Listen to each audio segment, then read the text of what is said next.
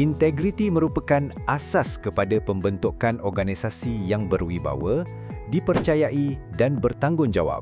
Melalui ikrar bebas rasuah, setiap warga kerja menyatakan komitmen untuk menolak rasuah, salah guna kuasa dan sebarang bentuk penyelewengan. Ikrar ini bukan sekadar lafaz rasmi, tetapi satu peringatan bahawa setiap tugas perlu dilaksanakan secara telus, adil dan beretika. Rasuah tidak hanya melibatkan wang, malah boleh berlaku melalui pemberian hadiah, komisen, layanan istimewa atau penyalahgunaan kedudukan untuk kepentingan peribadi. Setiap tahun kita tanda tangan. Tapi, adakah itu sahaja maknanya integriti? Ketika dalam perjalanan ke pejabat, Integriti diuji dalam tindakan harian.